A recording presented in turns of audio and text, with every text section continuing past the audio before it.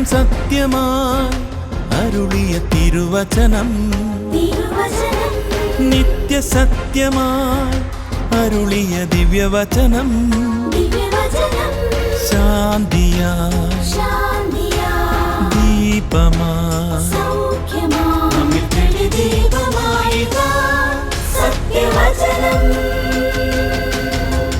വിടുതലായി രക്ഷയായി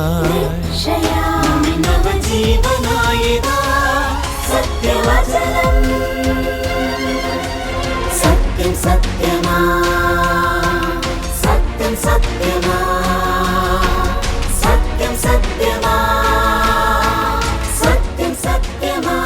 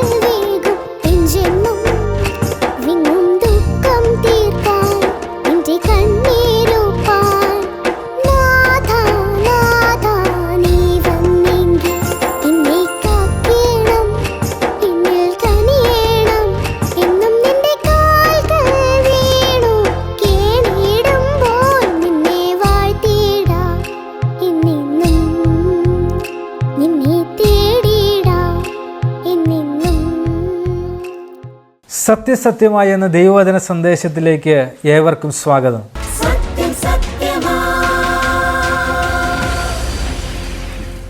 എന്നെ ശ്രവിക്കുന്ന എൻ്റെ പ്രിയപ്പെട്ടവർക്ക് എല്ലാവർക്കും കർത്താവായിട്ടുള്ള യേശുക്രിസ്തുവിൻ്റെ നാമത്തിലുള്ള സ്നേഹവന്ദനങ്ങളും ആദരവുകളും അർപ്പിക്കുന്നു. നാം പലപ്പോഴും നമ്മുടെ ഈ എളിയ ജീവിതകാലത്ത് ചില സമയത്തെങ്കിലും അടിപതറിപ്പോകാറുണ്ട്, ആടി ഉലഞ്ഞു പോകാറുണ്ട്. നമുക്കറിയാം, നമ്മളൊരു മനുഷ്യനെ കണ്ടാൽ അദ്ദേഹത്തോട് അടുത്തിരുന്ന് സംസാരിച്ച് കഴിയുമ്പോൾ നാം പുറമേ കണ്ട വ്യക്തിയല്ല അദ്ദേഹമെന്ന് പിന്നീട് മനസ്സിലാവും.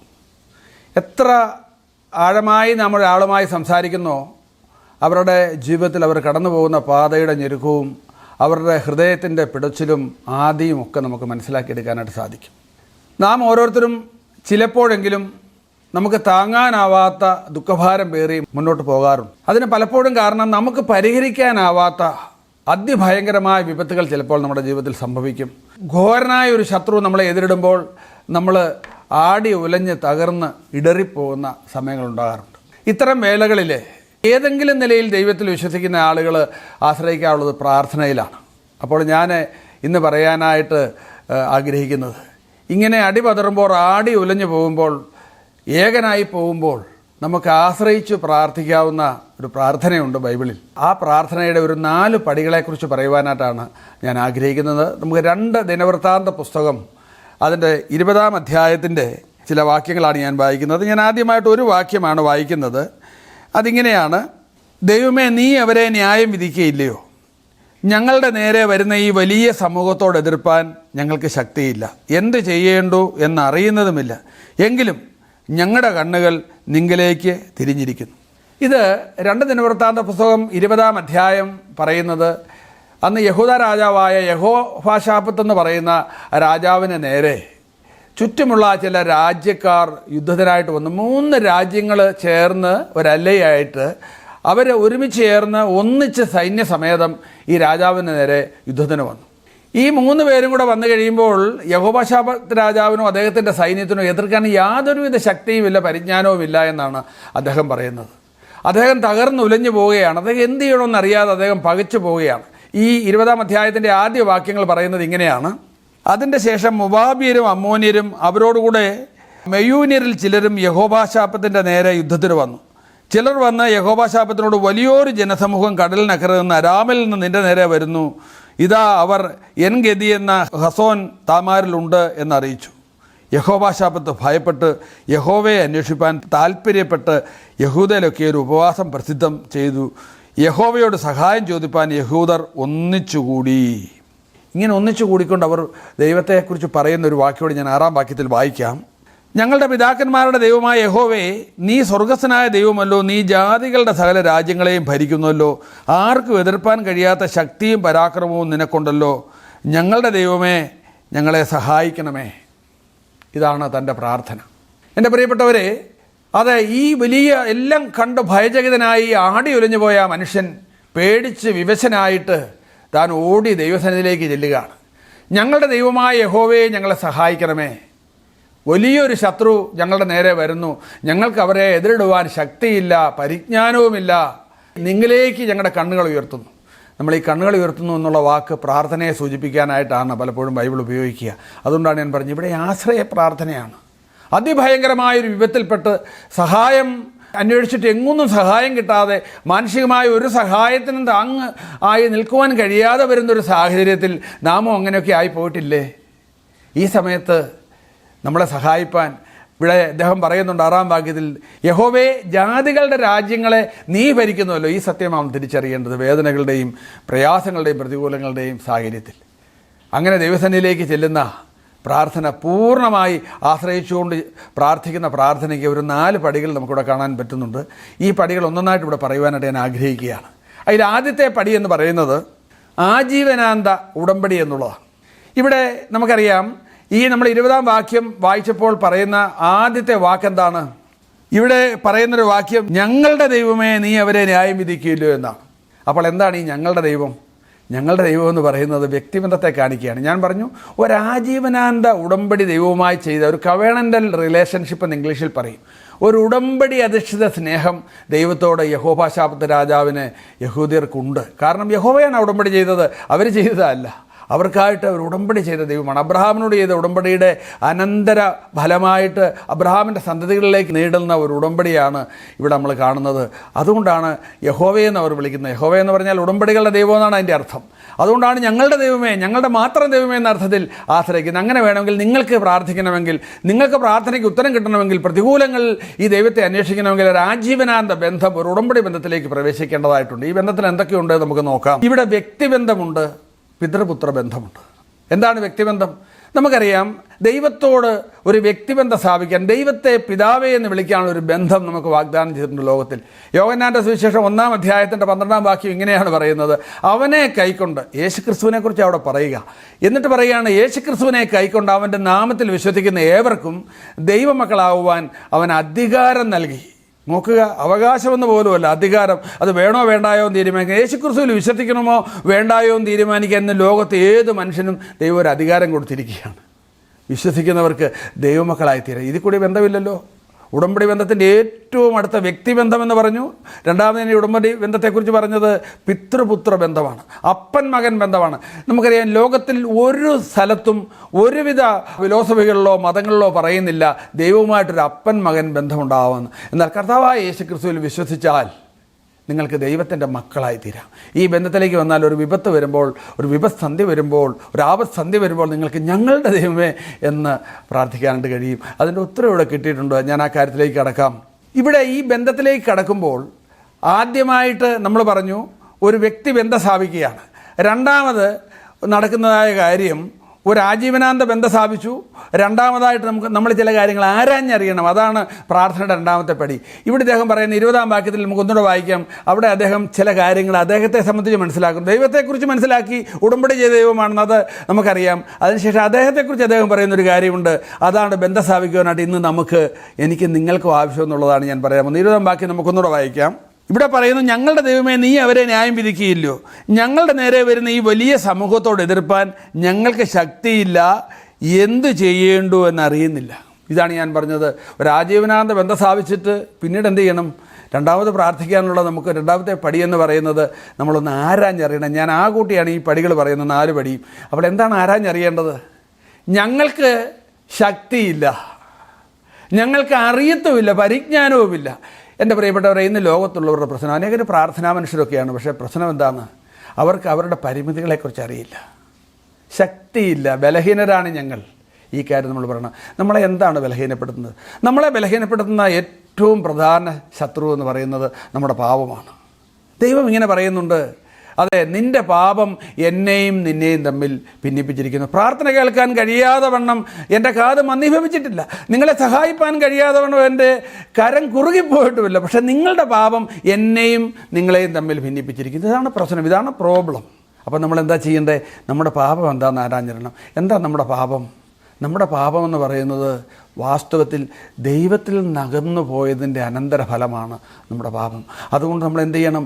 ദൈവത്തിൽ നിന്ന് അകന്നു പോയിരിക്കുകയാണ്, ഞാൻ ദൈവത്തോട് പാപം ചെയ്ത് അകന്നു പോയിരിക്കുന്ന ഒരാളാണെന്നുള്ളൊരു തിരിച്ചറിവ്, എനിക്കൊന്നിനും കഴിവില്ല എന്നുള്ള ആ ഒരു തിരിച്ചറിവ്. നമുക്കറിയാമോ, ഇങ്ങനെ പറയാനായിട്ട് സാധിക്കും, ദൈവത്തെ കൂടാതെ നമുക്കൊന്നും കഴിയില്ല. കർത്താവായ യേശുക്രിസ്തു ഭൂമിയിലായിരുന്ന കാലത്ത് ഇങ്ങനെ പറഞ്ഞു, എന്നെ കൂടാതെ നിങ്ങൾക്ക് യാതൊന്നും ചെയ്യുവാനായിട്ട് കഴിയില്ല എന്നാണ് പറഞ്ഞത്. എന്നെ കൂടാതെ നിങ്ങൾക്ക് യാതൊന്നും ചെയ്യാനായിട്ട് കഴിയില്ല. അപ്പോൾ ദൈവത്തിൽ നിന്ന് നമ്മുടെ അകലമാണ് നമ്മുടെ പാപം. യേശുക്രിസ്തുവിൻ്റെ നിലവാരത്തിൽ നിന്ന് താഴ്ന്നത് മുഴുവൻ പാപമാണ്. നമ്മുടെ പാപപ്രവൃത്തികളെന്നുള്ളതല്ല പാപം, യേശുക്രിസ്തുവിൻ്റെ നിലവാരത്തിൽ നിന്ന് വന്നിരിക്കുന്ന തകർച്ചയുടെ അളവാണ് നമ്മുടെ പാപം.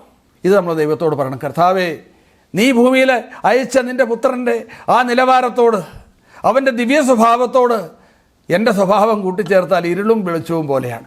ഞാൻ അന്ധകാരത്തിലാണ്, അറിവില്ലാത്തവരാണ്, അജ്ഞരാണ്, പാപികളാണ് എന്ന് പറഞ്ഞുകൊണ്ട് വേണം പ്രാർത്ഥിക്കാറുണ്ട്. സ്വയം ആരാഞ്ഞറിയണം, സ്വന്തം കഴിവില്ലായ്മ പറയണം. നമുക്കറിയാം, ഇന്ന് ആളുകളൊക്കെ ലോകം ചുമലിൽ വെച്ചുകൊണ്ട് നടക്കുന്നത് പോലെ ജീവിക്കുന്നത് നമ്മൾ കണ്ടിട്ടുണ്ട്, അഹങ്കാരം കൊണ്ട്.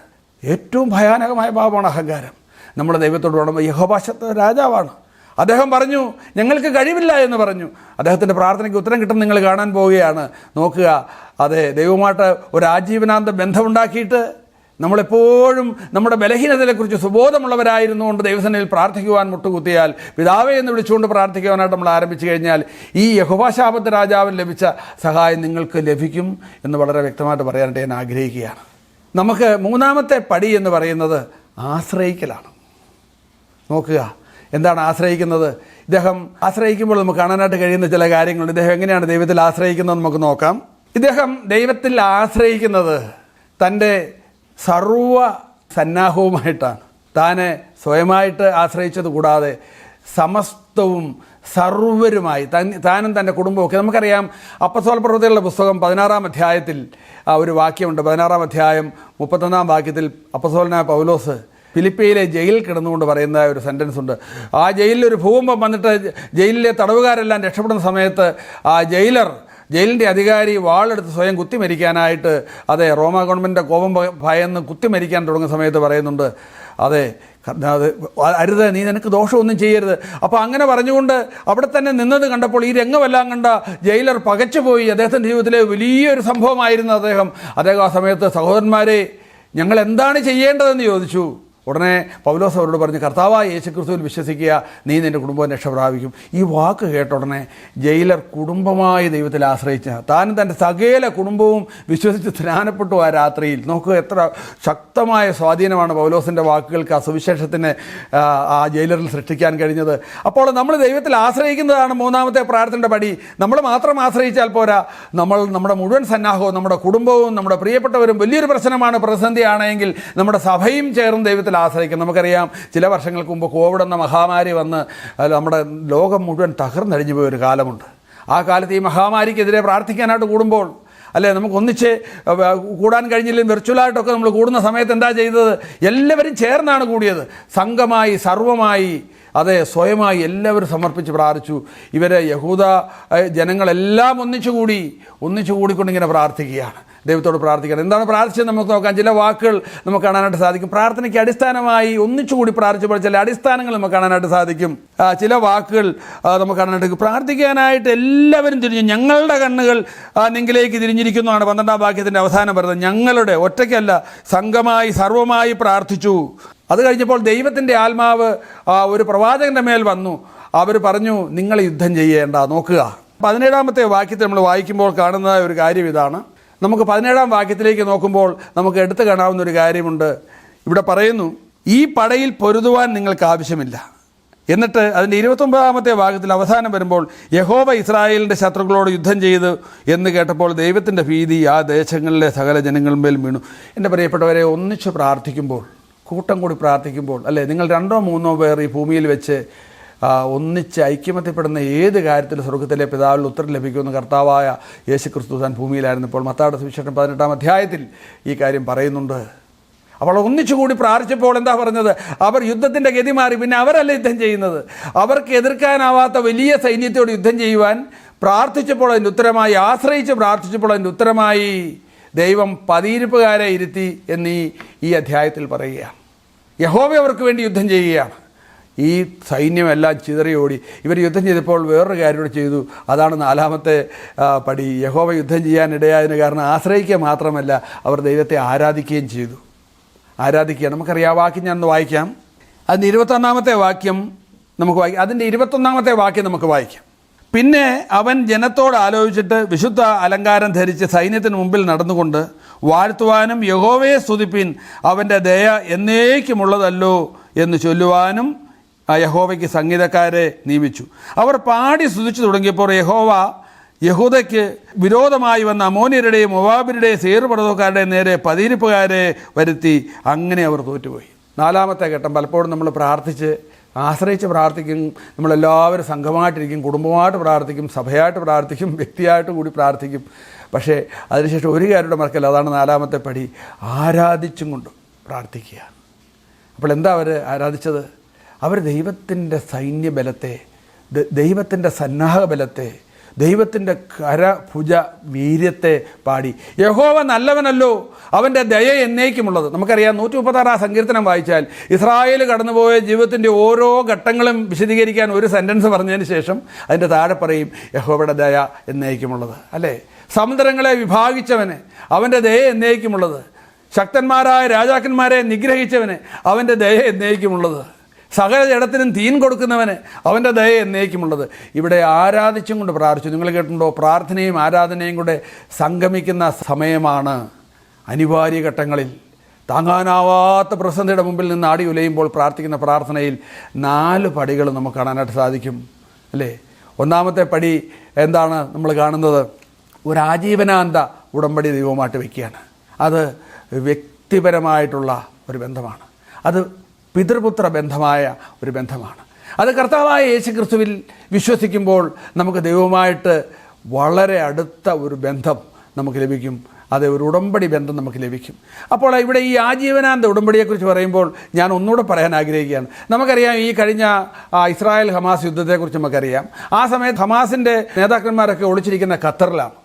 ഈ ഖത്തർ എന്ന് പറയുന്ന രാജ്യത്തിന് അല്പമൊക്കെ അങ്ങനെ ഇസ്രായേലിന് വിരോധമായിട്ടുള്ള കാര്യങ്ങൾക്കൊക്കെ സഹായം ചെയ്യുന്ന രീതിയുണ്ട്. പക്ഷേ ഇസ്രായേലിനെ കയ്യിലെടുത്ത് വെച്ച് ലാളിക്കുന്ന, അവർക്ക് വേണ്ടി എല്ലാം ചെയ്യുന്ന അമേരിക്ക ഖത്തറിനെ ഉപദ്രവിക്കുന്നില്ല. കാരണം എന്താണെന്ന് നിങ്ങൾക്കറിയാമോ? ഖത്തർ നാറ്റോയിൽ അംഗങ്ങളല്ല. നാറ്റോ എന്ന് പറയുന്ന സഖ്യത്തിൽ അംഗങ്ങളായിട്ടുള്ള രാജ്യങ്ങൾക്ക് വേണ്ടി യുദ്ധം ചെയ്യാൻ എവിടെയും പോകാൻ അമേരിക്ക പ്രതിജ്ഞാബദ്ധമാണ്. കാരണം ഒരു ഉടമ്പടി അവർ ചെയ്തിട്ടുണ്ട്. എന്നാൽ ഖത്തറുമായി ഒരു സ്പെഷ്യൽ പാർട്ട്ണർഷിപ്പ് നാറ്റോയിൽ, അല്ലെങ്കിൽ ഒരു സ്പെഷ്യൽ പാർട്ട്ണർഷിപ്പ് ഒരു ഉടമ്പടി ചെയ്തിട്ടുള്ളതുകൊണ്ട് ഖത്തർ സുരക്ഷിതമാണ്. ഖത്തറിനെതിരെ ആര് യുദ്ധം ചെയ്താലും അമേരിക്ക അവർക്കെതിരെ യുദ്ധം ചെയ്യും. ഇസ്രായേലിന് ഖത്തറിനോട് യുദ്ധം ചെയ്യാൻ പറ്റത്തില്ല. കാരണം ഇസ്രായേൽ ഖത്തറിനോട് യുദ്ധം ചെയ്താൽ അമേരിക്ക ഇസ്രായേലിനെ എതിർക്കേണ്ടി വരും. എന്ന് പറഞ്ഞ പോലെ ദൈവവുമായൊരു ഉടമ്പടി ബന്ധത്തിലേക്ക് വന്നാൽ അതെങ്ങനെ കടന്നു വരാനായിട്ട് സാധിക്കും? അവൻ്റെ പുത്രനായ യേശുക്രിസ്തുവിൽ വിശ്വസിച്ച് കഴിയുമ്പോൾ നിങ്ങൾ ദൈവവുമായുള്ള ഉടമ്പടിയിലേക്ക് പ്രവേശിക്കുകയാണ്. ആജീവനാന്ത ഉടമ്പടിയിൽ നിങ്ങൾ പ്രവേശിച്ചതിനോടുകൂടി നിങ്ങളെ സഹായിപ്പാൻ ഏത് പ്രതിസന്ധി ഘട്ടത്തിലും പ്രതികൂല സമയങ്ങളിലും നിങ്ങൾക്ക് വേണ്ടി പടയിറങ്ങുവാൻ ദൈവത്തിൻ്റെ സൈന്യത്തെ അയക്കുവാൻ, നിങ്ങളുടെ ആവശ്യങ്ങൾക്ക് വേണ്ടി അവൻ്റെ ശക്തമായ കരം നീട്ടുവാൻ ദൈവം പ്രതിജ്ഞാബദ്ധനാണ്. അതെ, ഞാൻ നിങ്ങളോട് പറഞ്ഞു, ദൈവം അയച്ച ഏകജാതനായ പുത്രനെ വിശ്വസിച്ചുകൊണ്ട് അവനെ കൈക്കൊണ്ട് അവൻ്റെ നാമത്തിൽ വിശ്വസിക്കുമ്പോൾ നിങ്ങൾ ആ ഉടമ്പടിയിൽ ഭാഗവാക്കായി തീർന്നു എന്നുള്ളത് ഞാൻ പറഞ്ഞു കഴിഞ്ഞു. അതെ, നിങ്ങൾക്ക് സ്വർഗീയ സംരക്ഷണം ആ പ്രാർത്ഥന ഉറപ്പാണ്. ഞാൻ പറഞ്ഞു, ഒരു ആജീവനാന്ത ഉടമ്പടിയിൽ പ്രവേശിക്കുന്നു യേശുക്രിസ്തുവിൽ വിശ്വസിച്ചുകൊണ്ട്. രണ്ടാമതായി, നമ്മുടെ ബലഹീനതകളെക്കുറിച്ച് ആരാഞ്ഞറിഞ്ഞാണ് പ്രാർത്ഥിക്കേണ്ടത്. എനിക്ക് കഴിവില്ല, ശക്തിയില്ല, പരിജ്ഞാനമില്ല. വാസ്തവമാണ്, നമ്മൾ നിവർന്നു നിന്നാൽ ഒരു ശ്വാസമാണെന്ന് അറിഞ്ഞുകൊണ്ട് നമ്മൾ പ്രാർത്ഥിക്കുക. നമ്മൾ നിവർന്നു നിന്നാൽ ഏത് മനുഷ്യനും ഒരു ശ്വാസമാണെന്ന് തിരിച്ചറിഞ്ഞ് കൊണ്ട് പ്രാർത്ഥിക്കുക. നമ്മുടെ ബലഹീനത ആരാഞ്ഞറിഞ്ഞുകൊണ്ട് പ്രാർത്ഥിക്കുക. അതുപോലെ മൂന്നാമത്, ആശ്രയിച്ചും കൊണ്ട് പ്രാർത്ഥിക്കുക. നാം ആശ്രയിച്ചാൽ മാത്രം പോരാ, നമ്മുടെ കുടുംബം, നമ്മുടെ സഭ, നമ്മുടെ കൂട്ടം ഒന്നിച്ചു ചേർന്ന് ദൈവത്തിൻ്റെ സന്നിധിയിൽ ആശ്രയിച്ച് പ്രാർത്ഥിക്കുക. അതുപോലെ നാലാമതായിട്ട് നമ്മൾ പറഞ്ഞു, ആരാധിച്ചും കൊണ്ട് പ്രാർത്ഥിക്കുക. അതെ, ദൈവത്തിൻ്റെ ഭുജവീര്യത്തെയും ദൈവത്തിൻ്റെ മഹത്വത്തെയും ദൈവത്തിൻ്റെ സൈന്യ ബാഹുല്യത്തെയും, അതായത് ഈ യഹോവ അറിയപ്പെടുന്നത് സൈന്യങ്ങളുടെ യഹോവ എന്നാണ്, അത് പറഞ്ഞ് പാടി സ്തുതിച്ചുകൊണ്ട് നമ്മൾ ഈ ദൈവത്തിൻ്റെ സന്നിധിയിൽ പ്രാർത്ഥിച്ച് നിലവിളിക്കുമ്പോൾ ദൈവം നമുക്ക് ഉത്തരം നൽകും. എൻ്റെ പ്രിയപ്പെട്ടവരെ, ഇങ്ങനെ ഞാൻ എടുത്ത് ഈ കാര്യങ്ങൾ ഈ പ്രാർത്ഥനയിലേക്ക് പ്രവേശിക്കുമ്പോൾ നിങ്ങൾ ഇന്നൊന്ന് ഉറപ്പാക്കുമോ? നിങ്ങൾ അവനുമായി ആ യഥാർത്ഥ ആജീവനാന്ത ഉടമ്പടിയിൽ പ്രവേശിച്ചിട്ടുണ്ടോ? കർത്താവായ യേശുക്രിസ്തു കാലുവരിയിൽ ചൊരിഞ്ഞ രക്തം നിങ്ങളുടെ സകല പാപവും പോക്കി നിങ്ങളെ ശുദ്ധീകരിപ്പാൻ പര്യാപ്തമാണ്. കർത്താവ് കഴിച്ച തൻ്റെ ഏകയാഗത്താൽ വിശുദ്ധീകരിക്കുന്നവർക്ക് സദാകാലത്തേക്ക് സൽഗുണപൂർത്തി വരുത്തിയിരിക്കുന്ന ഇബ്രാലേഖനത്തിൽ 10-ാം അധ്യായം 14-ാം വാക്യത്തിൽ പറയുന്നു. അത് ക്രിസ്തുയേശു കഴിച്ച ഏകയാഗം. പഴയ നിയമ പുരോഹിതന്മാർ ധാരാളം യാഗങ്ങൾ കഴിച്ചു. പാപത്തെ പരിഹരിപ്പാൻ ഒരു നാളും കഴിയാത്ത അതേ യാഗങ്ങളെ കൂടെ കഴിച്ചുകൊണ്ട് ഓരോ പുരോഹിതനും ഇന്ന് ശുശ്രൂഷിച്ചുകൊണ്ട് നിൽക്കുന്നു എന്ന് പറയുമ്പോൾ, യേശുക്രിസ്തു ഒരിക്കലായി കഴിച്ച തൻ്റെ ശരീരയാഗത്തിൽ നിങ്ങൾ വിശ്വസിച്ചാൽ, അതിൽ ആശ്രയിച്ചാൽ നിങ്ങൾ വിശുദ്ധീകരിക്കപ്പെടുകയും ആ വിശുദ്ധീകരിക്കപ്പെടുന്നവർക്ക് സദാകാലത്തേക്കും സൽഗുണപൂർത്തി വരികയും ചെയ്യും. ഈ നിലയിൽ ഒരാജീവനാണ് ഉടമ്പടിയോടുകൂടി, ഒരാത്മബന്ധത്തോടുകൂടി നിങ്ങളുടെ പരാജയങ്ങൾ, നിങ്ങളുടെ വീഴ്ചകൾ ആരാഞ്ഞറിഞ്ഞ് നിങ്ങളുടെ കുറവുകൾ സമ്മതിച്ചുകൊണ്ട് ദൈവത്തിൽ ആശ്രയിച്ച് ദൈവത്തെ ആരാധിച്ചുകൊണ്ട് പ്രാർത്ഥിക്കുമ്പോൾ, യഹോവാശാത്ത രാജാവ് യുദ്ധം ജയിച്ചു, യഹോവ പതിയിരിപ്പുകാരെ ഇരുത്തി, മാത്രമല്ല ആ സകല സൈന്യവും തോറ്റോടിയെന്ന് മാത്രമല്ല, ചുറ്റുമുള്ള രാജ്യങ്ങൾക്ക് യഹോവയുടെ ഭീതി വീണതുകൊണ്ട് പിന്നീട് അവർ ഇസ്രായേലിന് നേരെ യുദ്ധത്തിന് വരാതെ അവർ പിന്തിരിഞ്ഞോടി. നിങ്ങളുടെ ശത്രുക്കളെയും നീക്കുവാൻ ഈ കർത്താവായ യേശുക്രിസ്തുവിലൂടെ ശത്രുത്വം നീക്കുവാൻ, എല്ലാ ശത്രുക്കളും തകർന്നടിയുവാൻ തക്കവണ്ണം അവനിൽ ആശ്രയിപ്പാൻ, അവനെ ആരാധിപ്പാൻ, അവനുമായി ആജീവന ഉടമ്പടിയിൽ വന്നുകൊണ്ട് ആനന്ദമുള്ളൊരു ജീവിതം ജീവിപ്പാൻ ക്രിസ്തുയേശു മുഖാന്തരം ദൈവം നിങ്ങളെ സഹായിക്കട്ടെ. ദൈവത്തിൻ്റെ നാമം മഹത്വപ്പെടട്ടെ.